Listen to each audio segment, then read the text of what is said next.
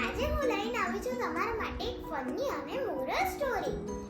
પણ story start કરતા પહેલા મારે તમને એક વાત કહેવી છે. મેં જે આગલી સ્ટોરીમાં તમને સુપર ક્વેશ્ચન પૂછ્યો હતો એનો સાચો અને ફર્સ્ટ આન્સર મને ભાવિકા આંટી આપ્યો હતો અને બીજા પણ ઘણા બધાએ મને આન્સર આપ્યા હતા. તેના માટે થેન્ક યુ. હવે આપણે સ્ટોરી સ્ટાર્ટ કરીશું. સ્ટોરીનું ટાઇટલ છે ટોમની કુટેવ. એક ટોમ હતો.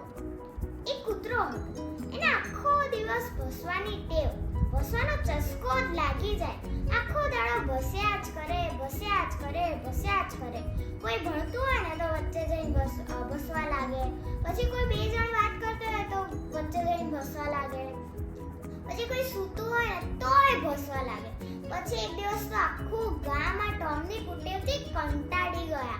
એટલે બધાએ ટોમને ગામની બહાર ધકેલી મૂક્યો.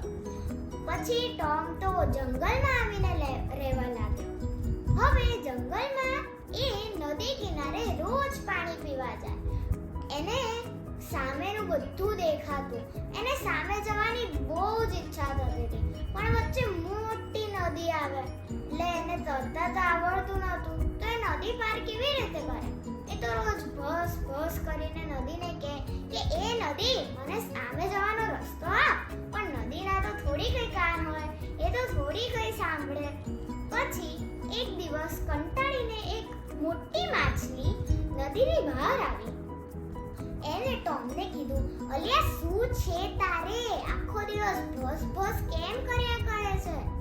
ટોમે કીધું, અરે માછલી બેન, મને આ નદીની પેલી પાર જવું છે, પણ જુઓ ને મને તરતા જ નથી આવડતું. મોટી માછલી પણ માથું ખંજવાળવા લાગી અને પછી એને ટોમને કીધું કે સારું ટોમ, તું મારી જોડે 2 દિવસ પછી આવતો રહેજે. હું તને નદીની પેલે પાર લઈ જઈશ. ટોમ તો એકદમ ખુશ થઈ ગયો અને તો પેલે પાર જવાની એકદમ બધી તૈયારી કરવા લાગ્યો. પછી 2 દિવસ પછી મોટી માછલી અને ટોમ બંને ફરીથી ભેગા થયા. મોટી માછલી એક મોટો બોલ લાવી હતી પ્લાસ્ટિકનો, જેમાં પકડવાનું હેન્ડલ બી હતું. મોટી માછલીએ ટોમને કીધું કે ટોમ, તું આ હેન્ડલને પકડી લેજે, પણ તું એક વાત ધ્યાનથી સાંભળજે. તને જે ભસવાનો બહુ જ ચસ્કો છે ને, એ તું જો નદીમાં ભસ્યો ને તો તું મરી જ ગયો એવું જ સમજજે તું. અને ટોમ તો એકદમ ખુશ થઈ ગયો કે હવે તો મને પેલે પાર જવા મળશે. તો એને તો હસી ખુશી બોલનું હેન્ડલ પકડી લીધું. એને તો બહુ જ મજા આવી ગઈ તરવામાં.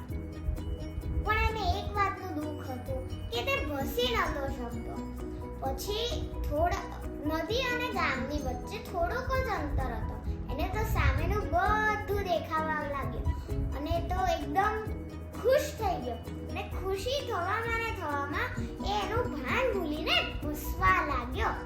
જેવો એ ભસવાનું ચાલુ થયું એવું બોલનું હેન્ડલ છૂટી ગયું.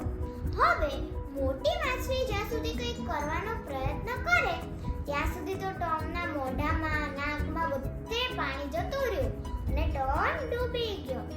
પછીથી મોટી માછલીએ બધી જે નદીમાં રહેતી નાની માછલીઓ હતી તેમને બધાને આ ટોમની સ્ટોરી કીધી અને કીધું કે જરૂર વિના બોલવાનું નહીં, નહીંતર આપણી પણ ટોમ જેવી જ હાલ થશે. So, what is the moral of the story?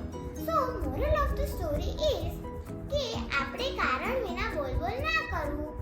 તો આ સ્ટોરીનો સુપર ક્વેશ્ચન એકદમ ઈઝી છે. તમને બધાને જાણવો છે ને? આન્સર આપશો ને બધા? તો આ સ્ટોરીનો સુપર ક્વેશ્ચન છે કે આ સ્ટોરીમાં ટોમ સિવાય બીજું કયું એનિમલ હતું? એ જરૂરથી કોમેન્ટમાં શેર કરજો અને મારી ચેનલને લાઈક, શેર અને સબસ્ક્રાઇબ કરવાનું ક્યારે ના ભૂલતા. અને તમને કઈ સ્ટોરી સાંભળવી છે, જેમ કે moral story, Jainism story, funny story, short story કેવી સાંભળવી છે એ જરૂરથી કમેન્ટમાં શેર કરજો. જે મને ફર્સ્ટ કહેશે કે મારે આ સ્ટોરી સાંભળવી છે એ સ્ટોરી નેક્સ્ટ વિડિયોમાં અપલોડ